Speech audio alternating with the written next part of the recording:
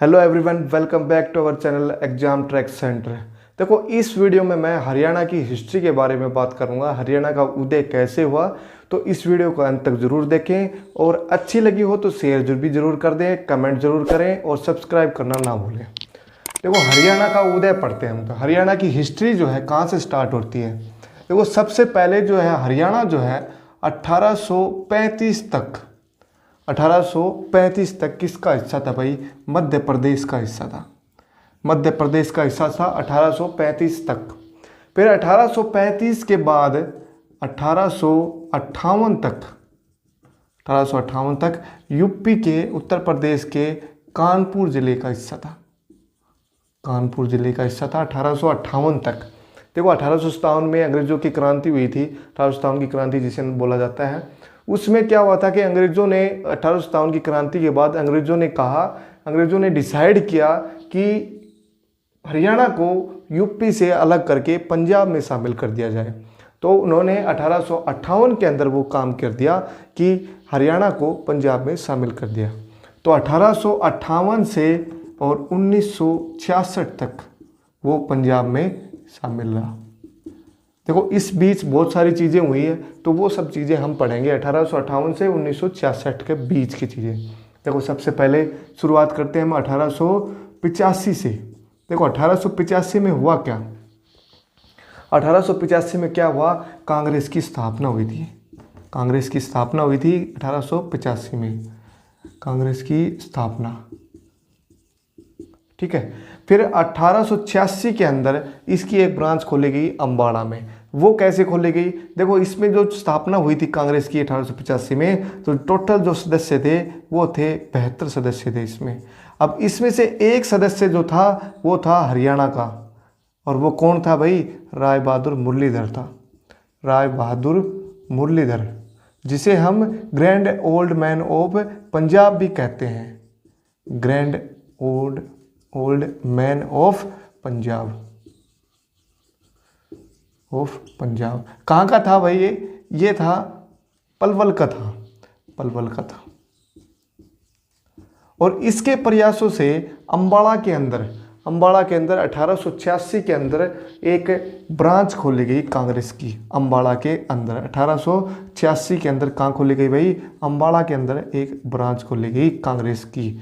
किसके प्रयासों से? राय बहादुर मुरलीधर की। ये 72 सदस्यों में से एक सदस्य था। 72 सदस्य थे टोटल 1885 में जब स्थापना हुई थी कांग्रेस की। तब 1886 में अम्बाड़ा में एक ब्रांच खुल गई, ठीक है। अब 1907 तक ध्यान रहे, 1907 तक हरियाणा के हर एक जिले में एक एक ब्रांचेज, सबकी कांग्रेस की एक एक ब्रांचेज खुल चुकी थी हर एक जिले के अंदर 1907 तक, ठीक है। यहाँ तक हो गया क्लियर। अब देखो आगे क्या है। अब आगे जब भारत आज़ाद हुआ, भारत आज़ाद कब हुआ भाई? 1947 के अंदर, 15 अगस्त 1947 में। उसके बाद जब हरियाणा और पंजाब जो है वो दोनों एक ही राज्य थे, तो उसमें क्या हुआ कि एक तो पेप्सू बनाया गया था 1948 के अंदर। पेप्सू के बारे में हम डिस्कस करेंगे बाद में। पहले ये देखो, 1947 में जब भारत आज़ाद हुआ तो हरियाणा प्लस में पंजाब, इनका मिला के दोनों का एक सीएम बना। वो सीएम कौन था भाई? चीफ मिनिस्टर कौन था? मुख्यमंत्री कौन था? गोपी चंद भार्गव। ये नाम याद रखना है, गोपी चंद भार्गव। ये पहला मुख्यमंत्री बना था हरियाणा और पंजाब राज्य का, ठीक है। हरियाणा प्लस में पंजाब दोनों जब शामिल थे तब, ठीक है। 1948 में एक इंपॉर्टेंट चीज हुई।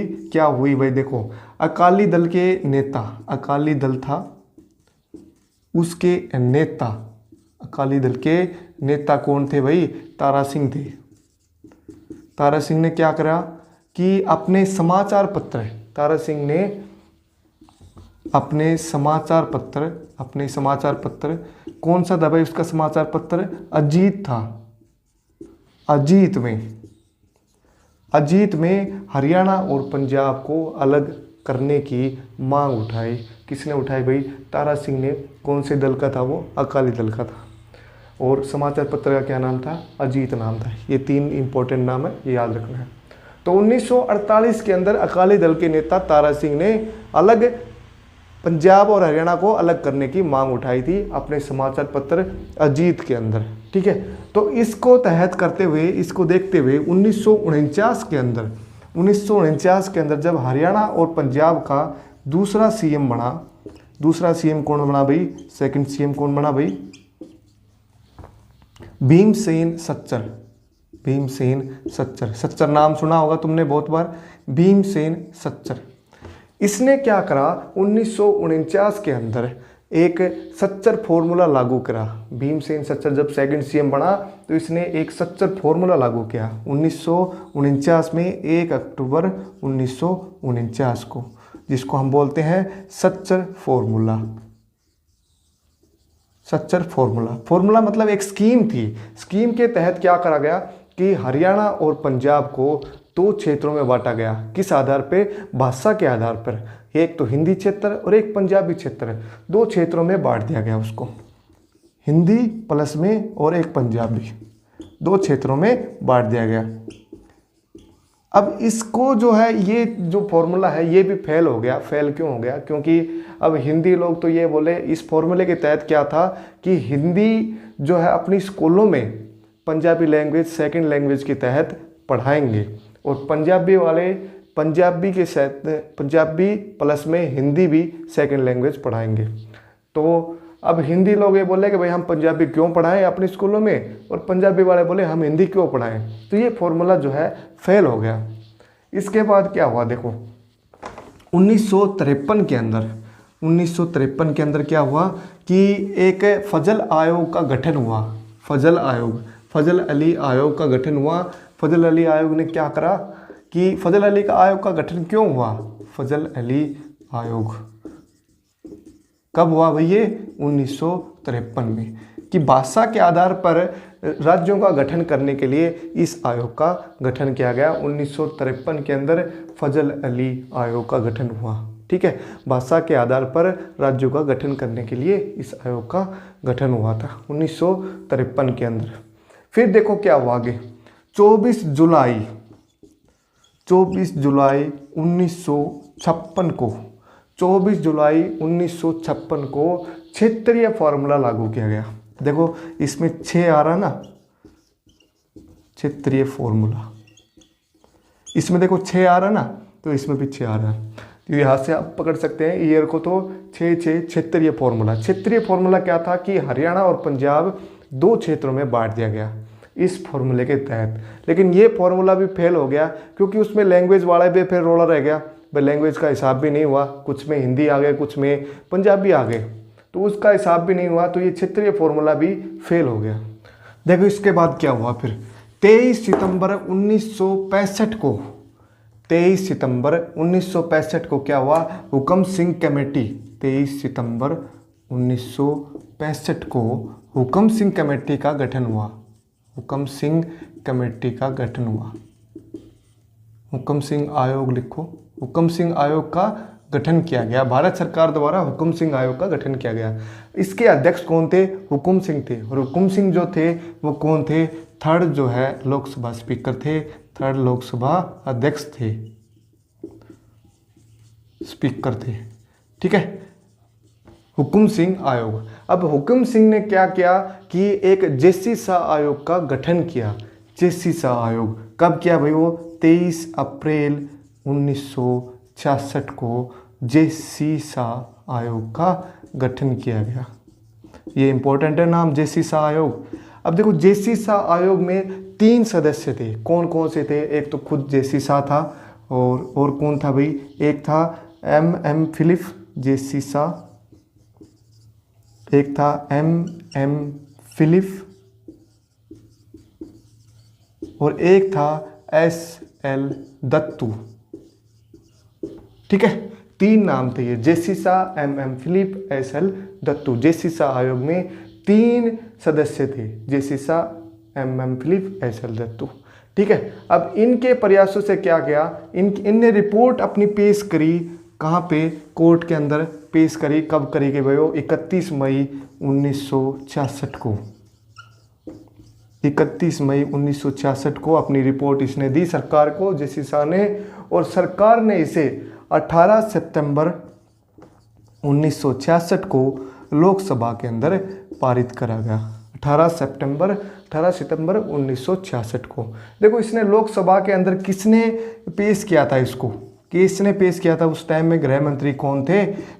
गुलजारीलाल नंदा, गुलजारीलाल नंदा ने पेश किया था इसको। इसको हम बोलते हैं पंजाब पुनर्गठन विधेयक 1966। पंजाब पुनर्गठन विधेयक 1966।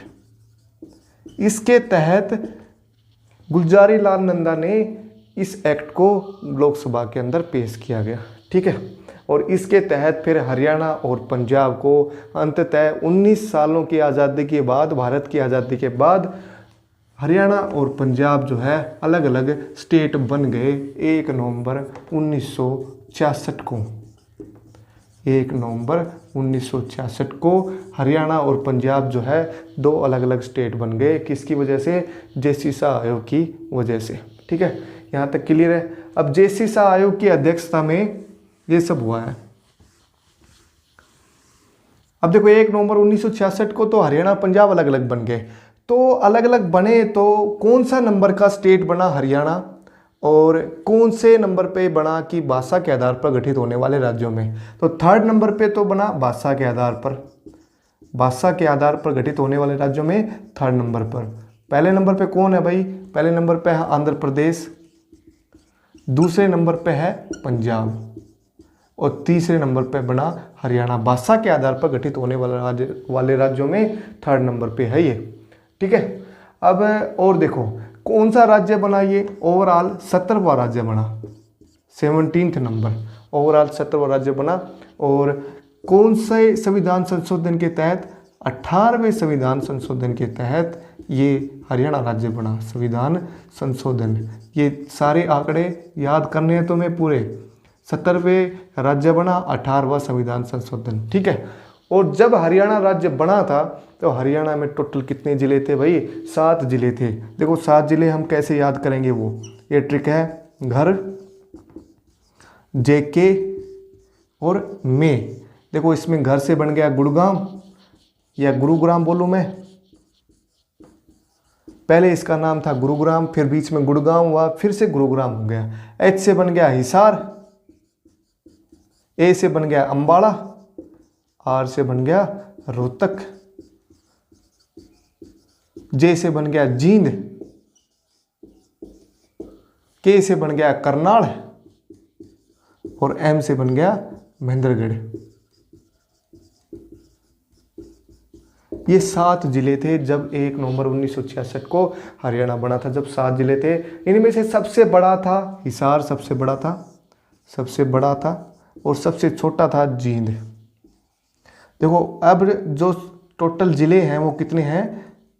टोटल जिले हो गए अब 22 जिले, जिसमें सबसे ज़्यादा नवीनतम जो है अभी बना था दादरी 2016 के अंदर भिवानी जिले से अलग होकर, ठीक है।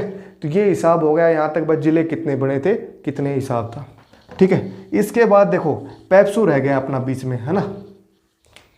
अब देखो पेप्सू के बारे में पढ़ते हैं। पेप्सू क्या था?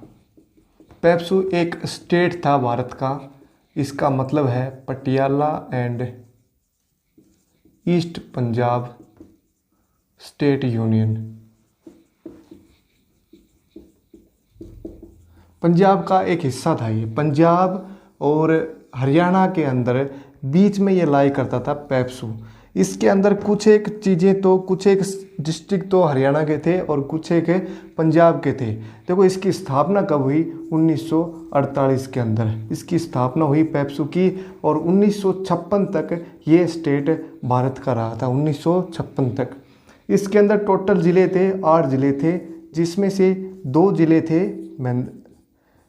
थे हरियाणा के। कौन कौन से हैं भाई? वो महेंद्रगढ़ और जींद। 6 ज़िले थे पंजाब के, ठीक है। 8 ज़िले थे टोटल, जिसमें से 2 ज़िले हरियाणा के थे और 6 ज़िले पंजाब के थे।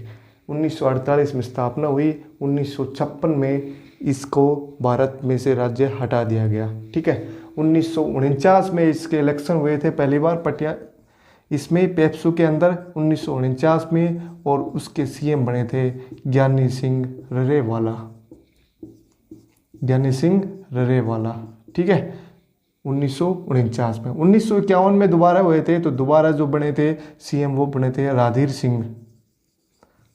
सिंह, ठीक है। तो ये पेप्सू में यही चीज़ें थी कि इसको पेप्सू क्यों नाम दिया गया भाई, Punjab and Patiala and east Punjab state union. PEPSU का मतलब है ईस्ट, पंजाब के ईस्ट साइड में पड़ता था ये। 1948 में इसकी स्थापना हुई। 1956 तक ये भारत का एक स्टेट रहा और 8 ज़िले थे इसमें। टोटल 2 ज़िले हरियाणा के थे और 6 ज़िले पंजाब के थे, ठीक है। 1956 में जब इसको राज्य से हटाया गया तो मोस्टली हिस्सा जो है वो पंजाब के हिस्से गया और 2 ज़िले जो हैं वो हरियाणा के हिस्से, ठीक है। जब हरियाणा और पंजाब अलग अलग हुए थे तो उसमें एक बात बताना भूल गया मैं कि हरियाणा के अंदर कितना % हिस्सा आया और पंजाब के अंदर कितना आया। तो हरियाणा के अंदर आया 35.88% हिस्सा हरियाणा के अंदर आया, बाकी बच गया वो पंजाब के हिस्से आया, ठीक है। यहाँ तक क्लियर है। तो इसमें कोई डाउट हो तो आपको कमेंट करना, मेरे को बताना। इसमें हरियाणा की हिस्ट्री के अंदर कोई भी डाउट हो तो बताना मेरे को।